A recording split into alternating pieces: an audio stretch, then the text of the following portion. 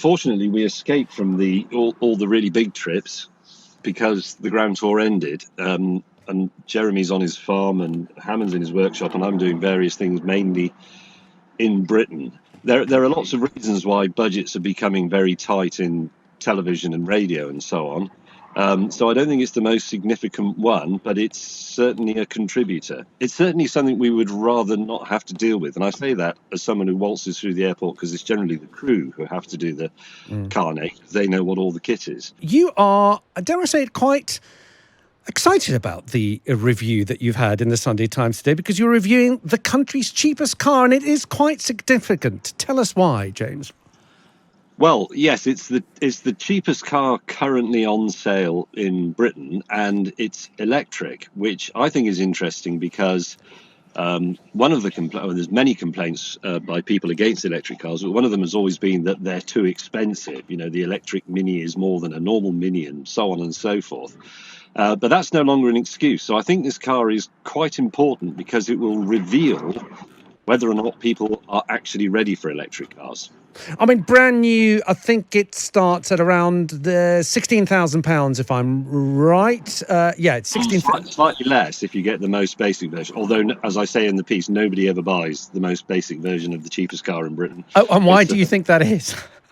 Well, because usually it has no equipment and grey bumpers and other things that just scream cheapest car on sale in Britain. So I think the very cheapest version is often just put there for the publicity value, but people buy the slightly posher version. But it's still a pretty cheap car, especially for an electric one. So we're talking about the Dacia, this car, and tell us a little bit about it. You've driven it. This is the Dacia Spring, we should say. What was it like to drive?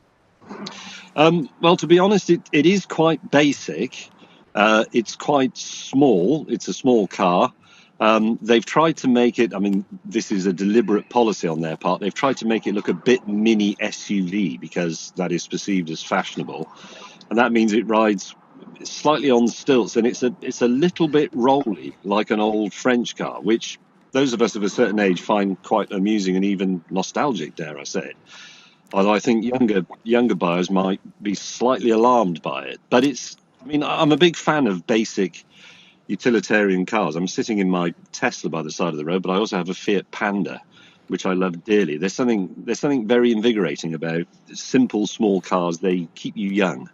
It looks a little bit. There was a Suzuki not long ago, Suzuki Ignis, which is again a sort of small car, which they've tried to sort of bulk up to look sort of slightly SUV-ish, if you like. You mentioned in your review, and those of us, I'd like to join you in that, of a certain age, you mentioned the 2CV, the Citroën 2CV, which, I mean, as utilitarian cars go, you couldn't get more utilitarian than that, could you? I remember they had a hole in the floor. You could get your hose pipe in and clean the floor.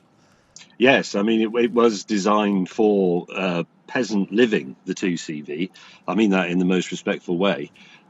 So, yes, that is a utility car. I mean, it was designed before World War II, in reality. It was just slightly put on pause while everybody had a big scrap. Utility cars have moved on since then. So even the most basic car has a touch screen and, well, I mean, cars have things like radios and Apple CarPlay, none of which was available on the 2CV for a long time. So it's not, to anybody my age, or dare I say at your age, it's not basic in the sense that you remember basic cars from the 70s, and neither is it. I mean, for a very long time when I was a younger man, the cheapest new car on sale in Britain was usually some sort of Soviet car or one of the early Korean knockoffs or something like that. But this isn't. This is from a very respectable company. It's a perfectly modern thing. Now, you drove this car for the review. You also talk about the range, and this is something that electric drivers find slightly difficult. I mean, you're talking to us from your Tesla right now. You get either a percentage of the battery or your range estimate, but that's not always 100% accurate, which then leads to that range anxiety. How did you get on with the Dacia Spring? Well, I drove it, right, here comes the first world problem. I drove it from my London house to my little country cottage, which is pretty much bang on 100 miles. I think it said 140 miles when I set off. They're always a little bit optimistic, those predicted ranges. And I arrived with actually not very many miles to spare. And I think it isn't so much range anxiety, it's charging anxiety, because you've got the problem of finding a charger. And then it takes quite a long time. The Dacia Spring is not a particularly fast charging car. And I think the other thing it might do, and not just the Dacia, but there's, cheap electric cars coming from Renault, and there's more coming from China and so on. If people do embrace them, it will then expose the shortcomings of the charging infrastructure and will maybe spur it. Who knows? Do you long for the days where people are not obsessed with range when they're buying a new car? I never remember anyone sort of saying, oh, and on a full tank of petrol, this car will do X range. But now that's all people talk about when they look at electric cars. Yes, it is odd, because I'm from an era when people looked at cars and talked about things like top speeds and 0 to 60 times. So, in the old days, people would say, what'll it do, mister? And you'd say 160. But now you say 138 miles on 80%. It's not very exciting. But all in all, as the UK's cheapest car, being an electric car as well, would you give it your thumbs up? I would give it a qualified thumbs up. I mean, one of the problems with the great electric car experiment and debate is that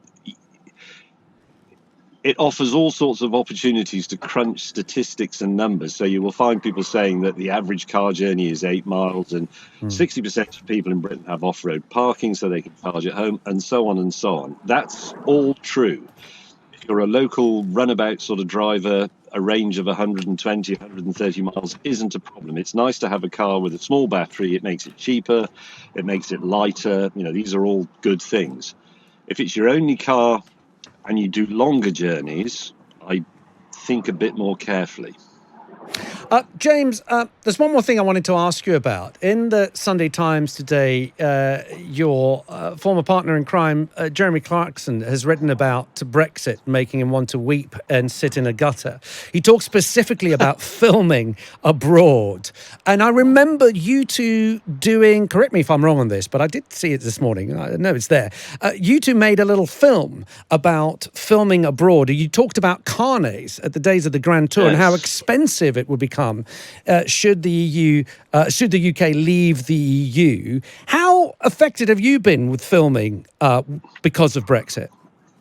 Well, it does. I don't think that's the biggest problem with Brexit by a long way. But being selfish about it, yes, I filmed in Spain for my new Explorers series. This is a plug. It's out on Thursday on Channel 5. Well done. Thank you. Yes, things like the carnet had become more expensive and perhaps more significantly more boring, because it's admin. A lot of admin and a lot of costs. And as we know, budgets are not what they used to be. So do you think it has impacted the TV industry by quite some margin? I mean, I remember sort of filming quite a lot abroad. I don't hardly do any of it now. No, well, I mean, fortunately, we escaped from all the really big trips, because the Grand Tour ended, and Jeremy's on his farm and Hammond's in his workshop, and I'm doing various things mainly in Britain. There are lots of reasons why budgets are becoming very tight in television and radio and so on. So I don't think it's the most significant one, but it's certainly a contributor. It's certainly something we would rather not have to deal with. And I say that as someone who waltzes through the airport, because it's generally the crew who have to do the carnet. They know what all the kit is. So I guess you agree that Brexit perhaps makes you weep as well a little bit. Yeah, I'm not quite in the gutter yet, but I do occasionally have a slight weep about it. It's something we used to talk about quite a bit, to be honest, when we were working together. I'll come out and say I think it was a terrible idea, and I think a lot of people are starting to come round to that. Well, James, look, it's always good to hear from you. I think it's a really great review, and I think you're absolutely right that this will be a proof in the pudding whether people really want to go electric. It's the cheapest car. It is electric. Let's see what happens. James May, always a pleasure to hear from you. Thank you for stopping by to say hello. Thanks. No, thanks for having me on. Pleasure. James May, and you can catch his Explorers TV show, which starts on Channel 5 this Thursday.